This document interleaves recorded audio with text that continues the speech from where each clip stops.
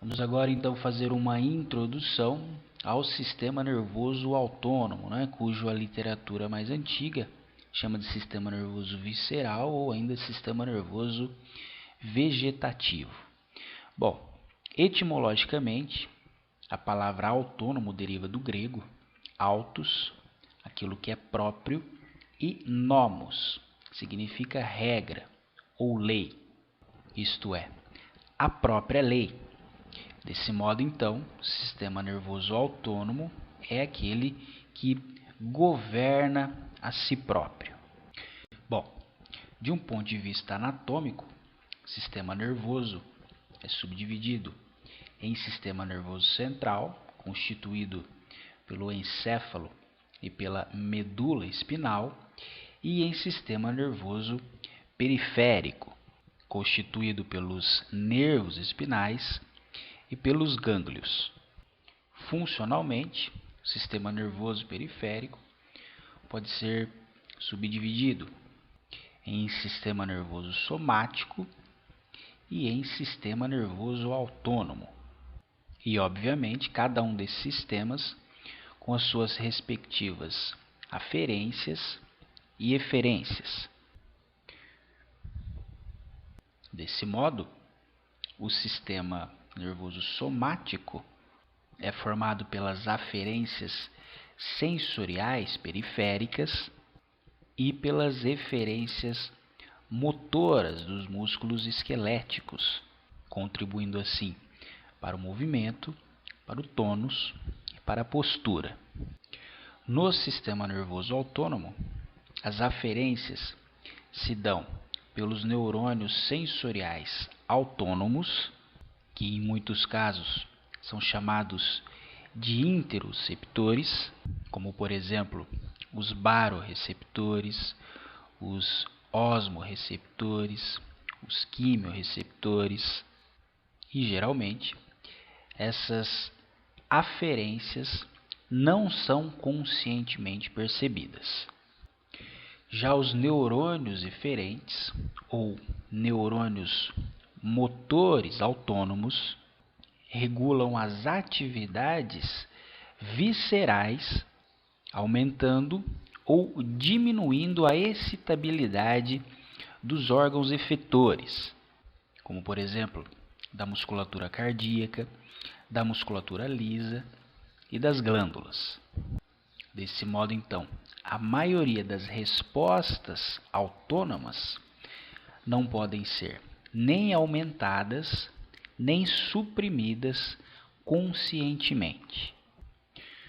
O sistema nervoso autônomo tem 3 subdivisões principais: a divisão simpática, a divisão parasimpática e a divisão entérica. A divisão simpática controla as reações de luta ou fuga durante emergências, como por exemplo, fugir de um cachorro raivoso no meio da rua ou então encará-lo. Já o parasimpático regula as funções autônomas basais, isto é, em condições de repouso, na ausência de um agente estressor. E a divisão entérica regula o peristaltismo do trato gastrointestinal, bem como a atividade das glândulas secretórias. Bom, só para a gente relembrar, o axônio de um único neurônio motor somático se estende do sistema nervoso central até a musculatura esquelética, nas chamadas junções neuromusculares, ou unidades motoras. E além do mais, esses axônios são mielinizados. Já as vias motoras autônomas são constituídas por 2 neurônios. O primeiro axônio, cujo o corpo encontra-se no sistema nervoso central, estende-se até o gânglio autônomo, onde faz sinapse com o segundo neurônio, que possui o seu corpo no interior do gânglio autônomo, e então se estende até o órgão efetor. Desse modo, então, o neurônio que se estende do sistema nervoso central ao gânglio autônomo, nós chamamos de neurônio pré-ganglionar. No caso, o neurônio pré-ganglionar simpático, sendo que este é mielinizado. Já o segundo neurônio, que vai do gânglio autônomo até o órgão efetor, é o neurônio pós-ganglionar, no caso, também simpático, sendo este amielínico. Os neurônios motores autônomos possuem como neurotransmissor a acetilcolina, a norepinefrina e a epinefrina, mas principalmente a norepinefrina quando nós estamos falando de sistema simpático. O neurônio pré-ganglionar possui a acetilcolina como principal neurotransmissor, enquanto o neurônio pós-ganglionar pode possuir como neurotransmissor a norepinefrina, a epinefrina em menores concentrações e a acetilcolina. Isso vai depender se a sua divisão pertence à divisão simpática ou parasimpática. No seguinte exemplo, como nós estamos falando de neurônios que pertencem à divisão simpática, então o neurotransmissor liberado será a norepinefrina. Na divisão simpática, o neurônio pré-ganglionar simpático pode-se ainda se estender até as células cromafins da medula adrenal, liberando aqui o neurotransmissor acetilcolina, que é o principal neurotransmissor do neurônio pré-ganglionar, e a acetilcolina, por sua vez, induz as células cromafins a liberarem a norepinefrina e principalmente a epinefrina, ou a adrenalina, sendo estes liberados diretamente na circulação. Do mesmo modo, a via parasimpática também possui um neurônio pré-ganglionar mielinizado, que então faz sinapse com o neurônio pós-ganglionar, que é amielínico. E o principal neurotransmissor liberado pelo neurônio pré-ganglionar é também a acetilcolina, assim como também é o mesmo neurotransmissor liberado pelo neurônio pós-ganglionar. Bom, então os neurônios pós-ganglionares são fibras amielínicas e de pequeno diâmetro, sendo assim chamadas muitas vezes de fibras do tipo C. E essas fibras terminam então em um órgão efetor. No entanto, diferentemente das terminações que ocorrem do sistema nervoso somático motor na musculatura esquelética, as terminações autônomas possuem diversas intumescências chamadas de varicosidades. Percebe? Então temos aqui o axônio do neurônio pós-ganglionar, amielínico e de pequeno diâmetro, sendo este dividido em uma série de varicosidades. Tá? Essas varicosidades, então, armazenam vesículas contendo um neurotransmissor, seja ele norepinefrina ou acetilcolina. E desse modo, quando o potencial de ação alcança essas regiões, então esses neurotransmissores são liberados para o tecido efetor. Aqui no respectivo exemplo nós temos então a musculatura lisa, né? Desse modo então, se o neurotransmissor liberado for a norepinefrina, haverá então uma vasoconstrição, né? Uma contração dessa musculatura lisa. E se o neurotransmissor liberado for a acetilcolina, ocorrerá o oposto, né? Ocorrerá uma vasodilatação dessa musculatura lisa.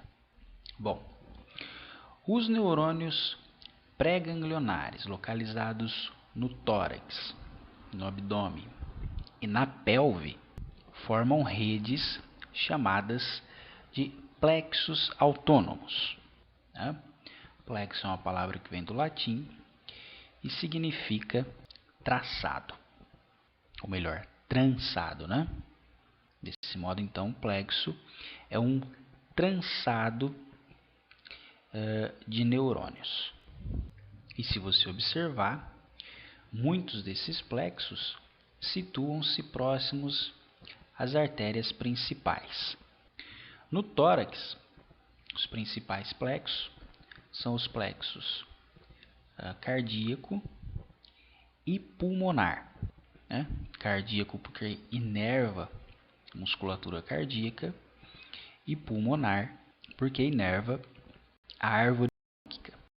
No abdômen nós temos o plexo e o gânglio celíaco, que é o maior plexo autônomo e além dos vasos mesentéricos, inerva também o fígado, a vesícula biliar, o estômago, o baço, o pâncreas, os rins, a medula das adrenais, os testículos e os ovários.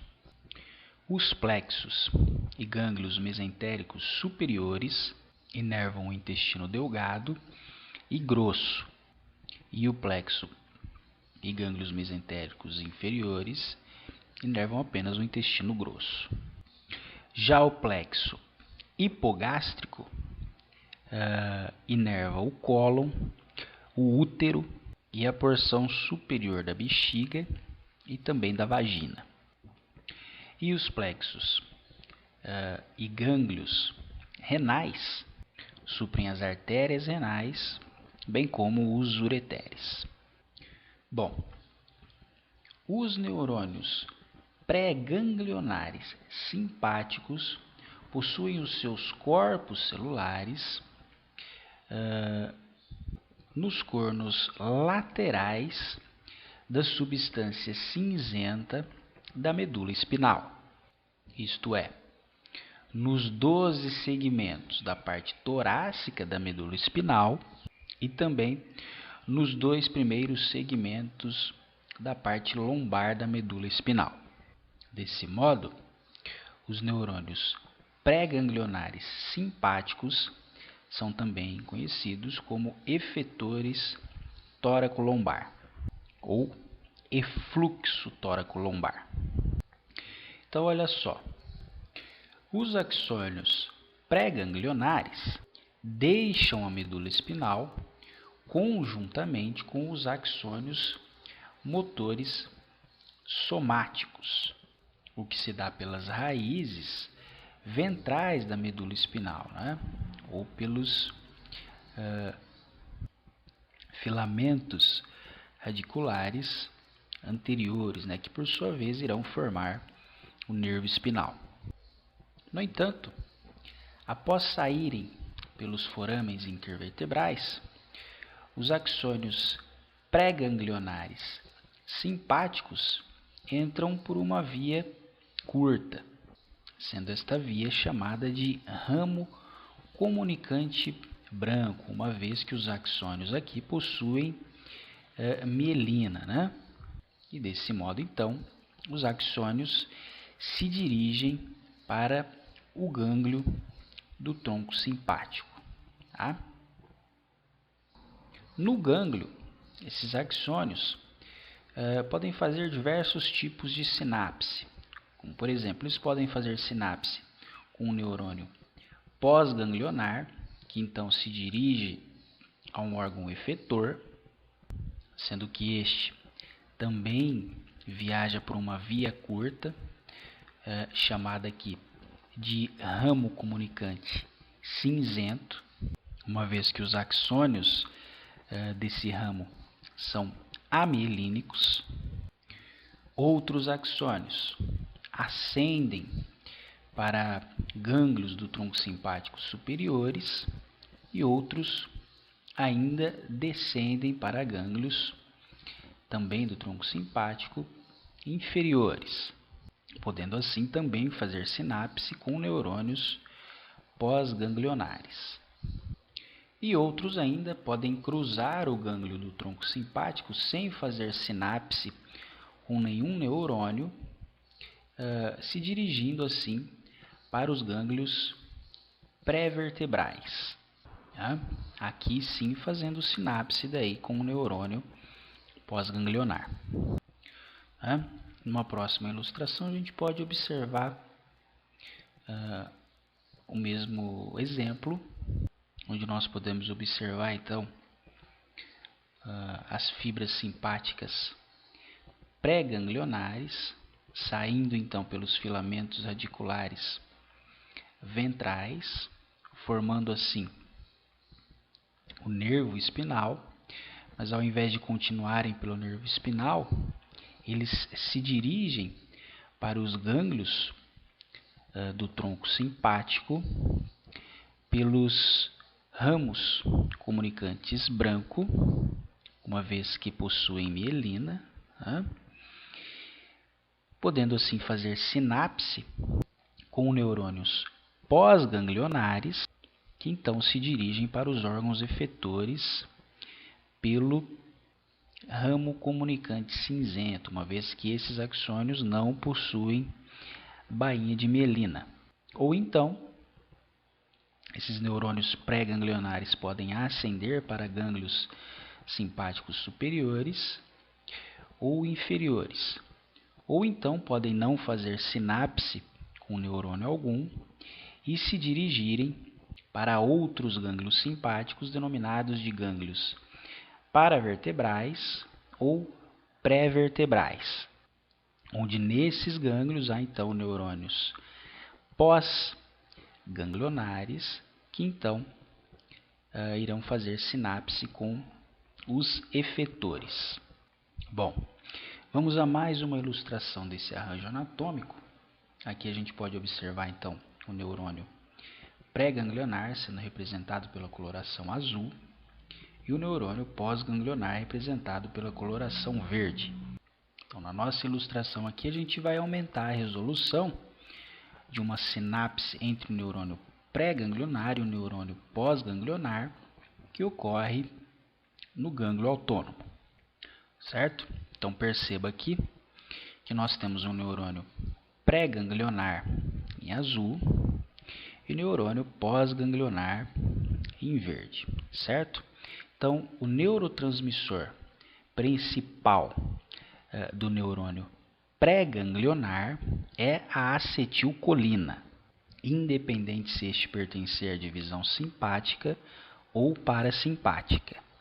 A acetilcolina, por sua vez, então interage com receptores nicotínicos na membrana pós-sináptica ou na membrana do neurônio pós-ganglionar, sendo então este receptor um receptor ionotrópico, o que viabiliza uma transmissão sináptica mais rápida do que um receptor metabotrópico.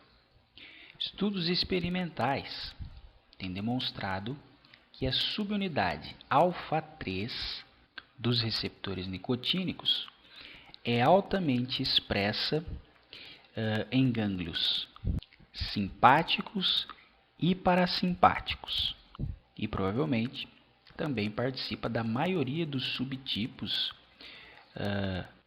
de subunidades dos receptores nicotínicos expressos no sistema nervoso autônomo. No entanto, além de alfa-3, há também registros da expressão das subunidades alfa-4, alfa-5, alfa-7, beta-2 e beta-4. No entanto, é a subunidade alfa-3 que tem se demonstrado absolutamente necessária para um funcionamento normal do sistema nervoso autônomo, né? Da transmissão ganglionar autônoma normal. Bom, vamos voltar aos gânglios. Bom, tipicamente, a divisão simpática do sistema nervoso autônomo possui 3 gânglios cervicais. O gânglio cervical superior, cujos neurônios se distribuem para os vasos da cabeça, para as glândulas sudoríferas, para o bulbo ou musculatura lisa do bulbo do olho, glândulas lacrimais, túnica mucosa do nariz, glândulas salivares e o coração. O gânglio cervical médio e inferior possui neurônios pós-ganglionares que inervam os vasos, o coração, os vasos sanguíneos da cabeça, do pescoço e dos ombros. Já os neurônios pós-ganglionares simpáticos torácicos inervam também o coração, os pulmões, né, o trato gastrointestinal, os rins, o intestino grosso, bexiga e o útero. Já os neurônios pré-ganglionares situados nos gânglios pré-vertebrais, né, ou seja, aqueles que passam diretamente sem fazer sinapse no gânglio simpático, são agrupados em 4 gânglios: o gânglio celíaco, o gânglio mesentérico superior, o gânglio mesentérico inferior e o gânglio renal. Os corpos dos neurônios pré-ganglionares parasimpáticos estão localizados nos núcleos de 4 nervos cranianos no tronco encefálico, bem como nos cornos laterais da substância cinzenta dos segmentos sacrais S2, S3 e S4. Na respectiva tabela, nós podemos analisar algumas diferenças entre a divisão simpática e parasimpática. Bom, então, os núcleos dos neurônios pré-ganglionares simpáticos estão localizados na região tóraco-lombar de T1 a L2, sendo que o neurônio pós-ganglionar encontra-se distante das vísceras, né? O núcleo desses neurônios encontra-se distante das vísceras. O axônio pré-ganglionar é um axônio curto, né? Pois se estende apenas da medula espinal ao gânglio simpático. E o axônio pós-ganglionar é um axônio longo, né? Pois se estende do gânglio simpático até o órgão efetor. E o seu principal neurotransmissor, neurotransmissor do neurônio pós-ganglionar, é a noradrenalina, né? Ou a norepinefrina.